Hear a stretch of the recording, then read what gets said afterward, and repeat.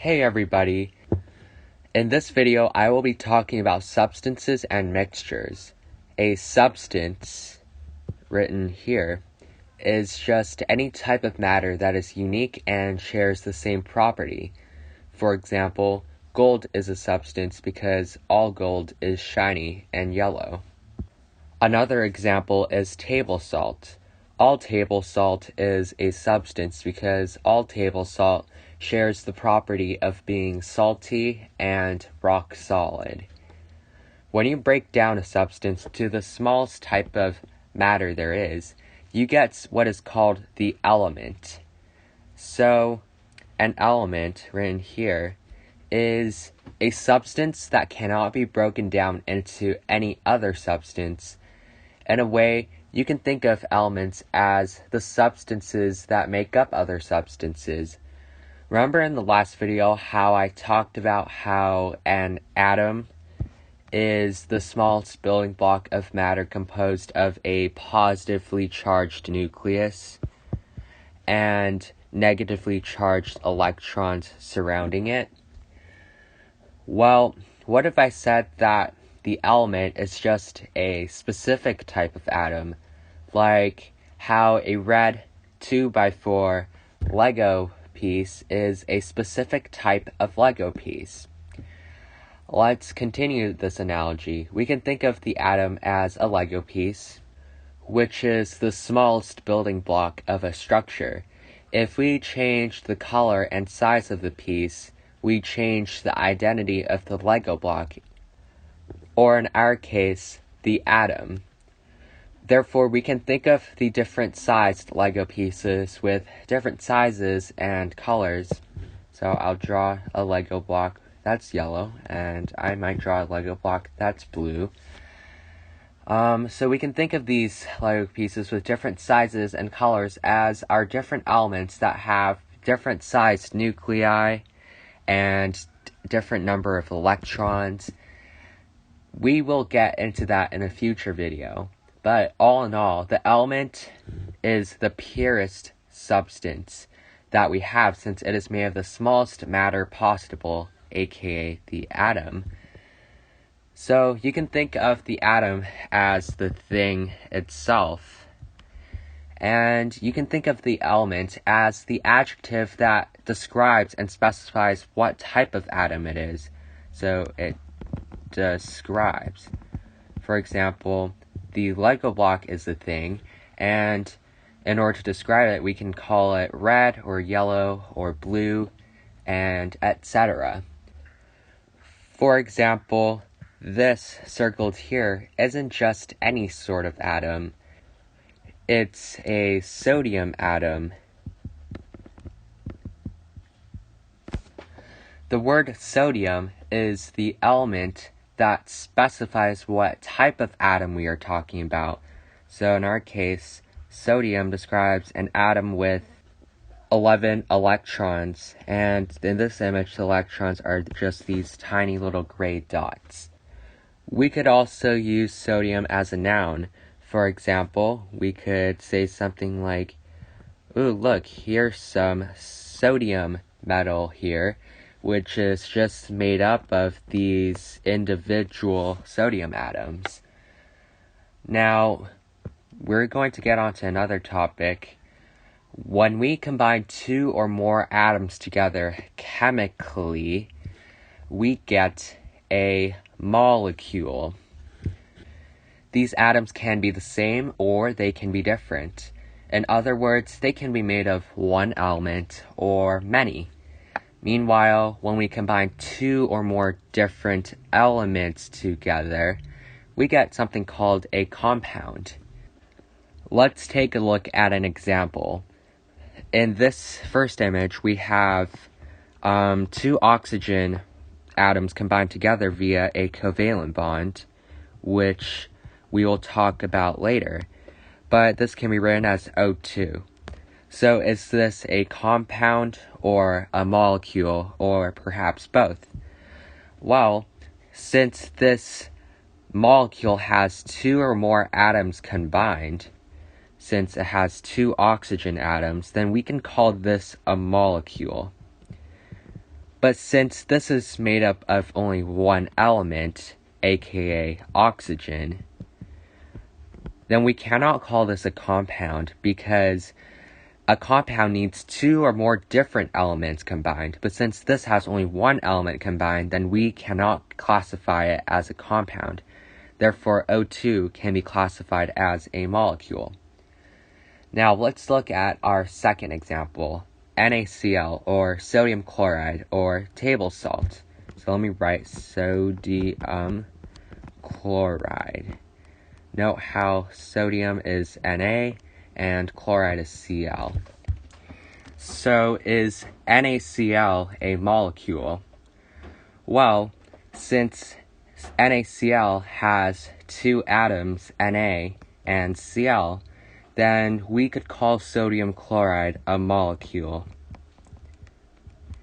Can we classify this as a compound? Well, does it have two or more different elements combined? Well, it has Na and Cl, which are two different elements, so therefore we can also call this a compound. So in our case, sodium chloride is both a molecule and a compound. And what you would notice is that all compounds are molecules, because if you have two or more different elements, you technically have two or more atoms. So with all that said and done, let's move on to our next topic. Mixtures. A mixture forms when you mix two or more substances together physically, meaning it's not done chemically via bonds like this covalent bond over here, or through ionic bonds such as between Na and Cl, which we'll later talk about. Instead, it is mixed physically, meaning, for example, with your hands.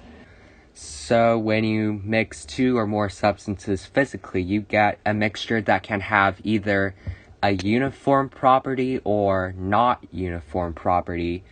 For example, if you mix iron filings with wood, and I just drew little squares to represent wood, some parts of the mixture will have more iron than others. For example, in this circle, it's all iron, while in this circle, we have both iron and wood in it. So definitely not uniform. And because it is not uniform, we don't call it a substance. Instead, we call it a mixture. So what is the difference between a mixture and a substance? While a mixture is composed of two or more substances combined physically, as we said before, meanwhile, a substance can either be something that has a uniform composition, something that's pure, like an atom of oxygen, or we could have molecules or compounds that are combined chemically and not physically. For example, oxygen gas is a substance because all oxygen gas is composed of two oxygen molecules bonded together, and yeah. Now let's talk about the types of mixtures. We have what we call a homogeneous mixture or a solution. And these mixtures are so well mixed that it kind of becomes uniform. For example, the air around us is uniform because, it's kind of invisible, quote unquote.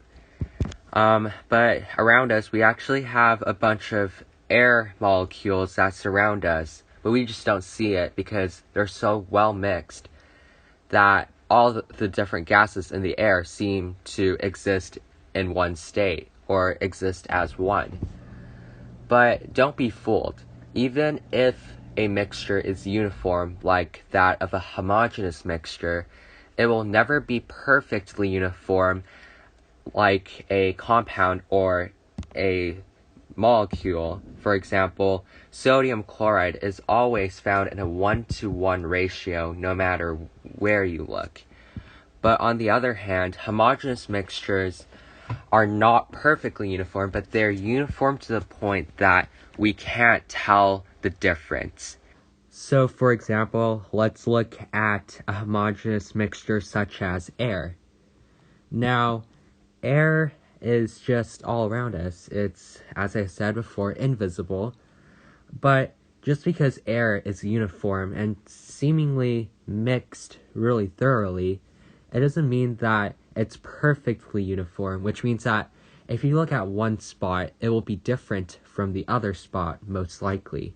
So, for example, if we take the air closer to the atmosphere, this air might have more oxygen gas, for example, while if you go farther out, closer to space, the gas up there will have less oxygen molecules, and maybe it'll have more nitrogen molecules.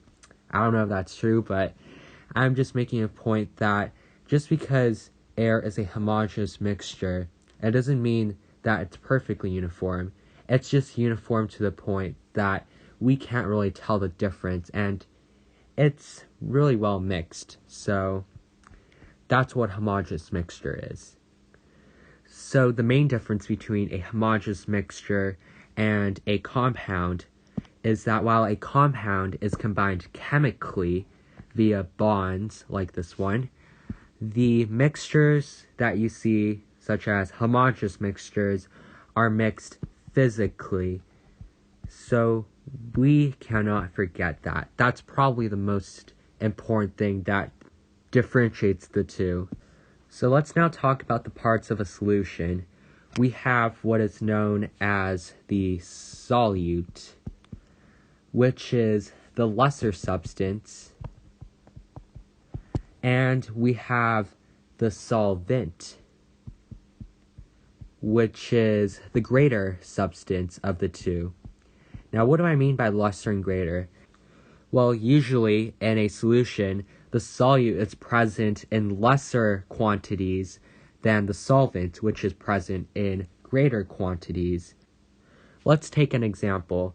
Let's look at salt water, which is a solution since it is a well-mixed mixture composed of water and salt.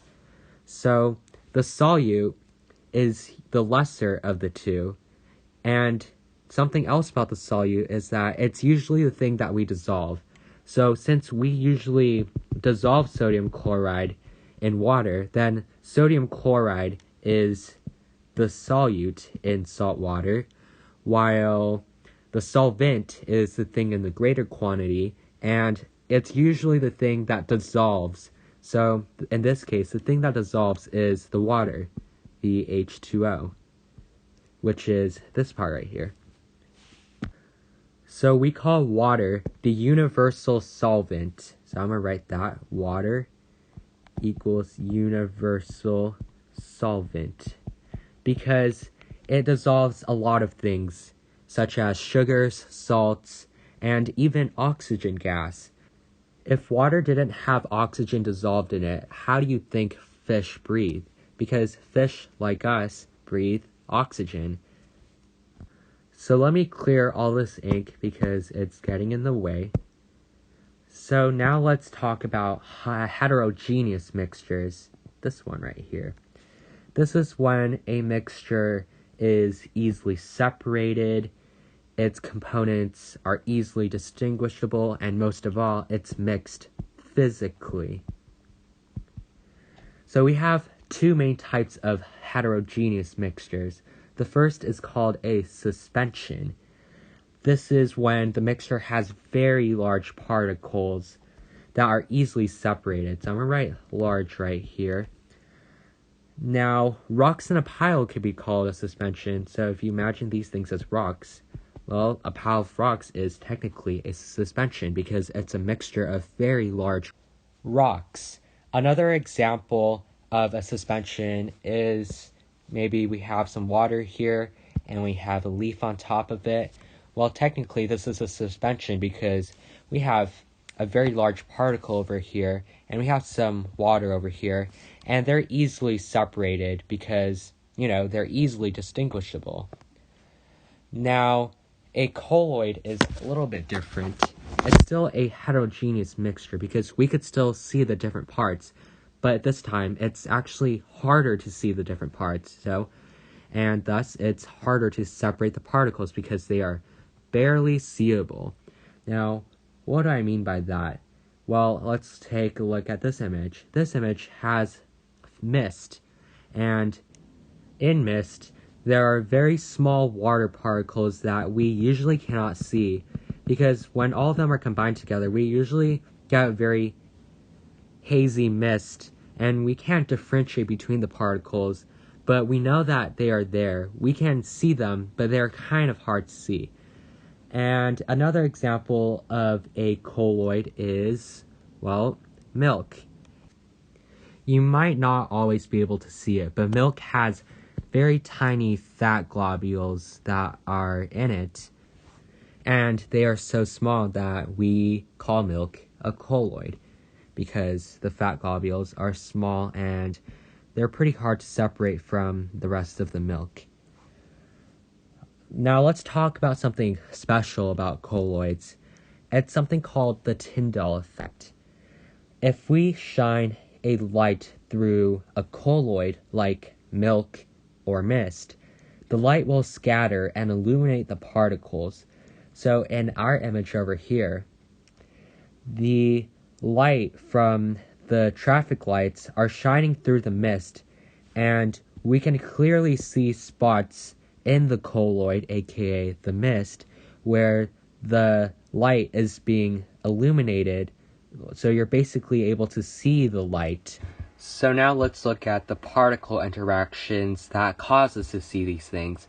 Let's first look at a solution. I'll label this as an S. In a solution, there are no big chunks or little particles that exist, so it's just, in a way, a clear solution, and in this example, we're using salt water. And if we shine light through using a flashlight or a laser, we will see the light pass right through. So, because it passes right through, we will not be able to see the solution shine and illuminate, because what will happen is that all the light will pass through, and once it hits a wall, it'll bounce back maybe to an observer like you, and you will see only the wall shine. Because when light shines back to your eye, you're seeing what it is being reflected off of. So when the light bounces off the wall, you see the wall. And because the light does not bounce off the solution to your eye, you do not see the solution. So that's Light 101. And, okay, let's look at a colloid. Well, a colloid has very, very small particles that we can barely see. So when we shine a laser through, the laser might bounce off this guy, bounce off this guy, bounce around, and the observer, the happy observer, might see it. So when the observer looks at the colloid, the observer will be able to see the colloid shine, because remember what I said about how anything that is bounced off of you will be able to see? Well, if it bounces off of the stuff in the colloid, you will be able to see the colloid. And of course, since there are gaps between these molecules, maybe some of the laser will pass right through and hit the wall and bounce off to you. So that's why you could sometimes see through colloids, because there are gaps between the small particles that, bounce off the wall and let you see it. So it'll shine both the solutions. I'm going to draw shining by, coloring it in, and yeah. So that's why colloids shine. So for example, in this image, the colloid, which is mist, is shining because the light particles are bouncing back to your eye. Let's look at what a suspension does. Now, we're going to undo everything because this is kind of getting cluttered. Actually, I'm going to start erasing. So I'm going to erase the image of the colloid. And now let's look at what a suspension does. So in a suspension, for example, this is suspension, this big particle that we see. Ooh, we don't want to remove his happy face right there. That would be sad. If we bounce a light, the light will basically just bounce back to the eye. So you'll see the suspension, and, sometimes the light might just straight up get absorbed and you won't be able to see it. But sometimes it also bounces back to your eye. So you'll see the suspension, you'll see the big particle, but what you won't see is the rest of the solution. So all this water around it, you will not be able to see. Well, you might be able to see it a little bit, but it does not reflect light around the solution like a colloid does, which means that you'll probably only see the suspension. And remember, since this is a big particle, the light will not be able to pass through to our wall, so you won't be able to see past the wall in a suspension through this big particle. I mean, you might be able to see it through here, but we're focusing on here. So yeah, suspensions do not illuminate the solution. They might illuminate the suspension, but definitely not the solution, or just maybe not as brightly. It really depends on suspension, but we don't have to worry about the suspension. Our focus was on the Tyndall effect, which happens with colloids, with small particles. So let's move on to the next topic. So now let's do a few examples. Brass, as shown right here, is an alloy. So we're learning some new words. Alloy, because it is made by melting two or more metals together. So I'm going to draw two plus metals. So in our case, the two main metals are copper, Cu, which is on the periodic table, and zinc, Zn. So these two elements form the brass you see in the image. So brass is a mixture because it is combined by melting substances together. And when we remember from previous videos, when we melt substances, that's not a chemical change, that's a physical change, because we're physically melting it. Remember, melting is changing from a solid to a liquid, so that's a change of state. That's not chemical, as in having to do with bonds. That's just having to do with changing the movement of the molecules and making them less stable and turning them from a solid to a liquid. So in our case, since this is physically mixed, an alloy is considered a mixture instead of a substance. Now, what type of mixture is it? Well, can you tell the difference between the copper and the zinc? Well, copper is kind of brownish and zinc is grayish. Can we really tell the difference here? It looks pretty uniformly mixed. Like, I can't even tell the difference. I can't even tell that there are two different metals combined. So, because I can't tell, this is a homogeneous mixture. So, homogeneous. So, let's talk about what the solvents and the solutes are. Because, remember, homogeneous mixtures are also called solutions. So, what if I told you that copper exists in greater quantities than zinc?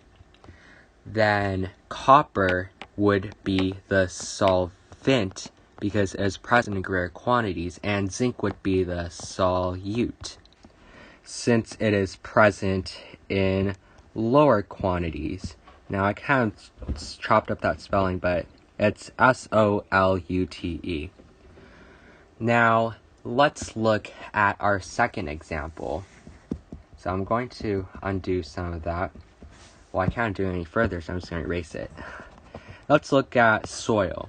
Now, soil obviously has more than one component to it because we have these, gray rocks and the really small, fine brown rocks, which are too small to see in the image.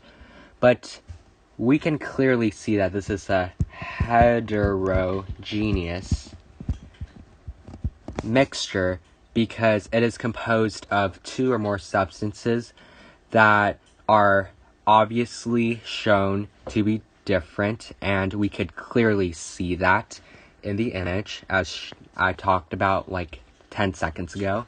So now we have to ask the question, is it a colloid or a suspension? Well, can we separate these particles easily? Can we tell the difference between the particles really easily? Well, yeah, we could even pick up a rock and separate it. So it's pretty easy to separate, and it's pretty obvious. So it's actually a suspension. suspension, because we can easily separate many parts of the soil into individual pieces, even though it might be harder to separate the powdery parts. That's all for now.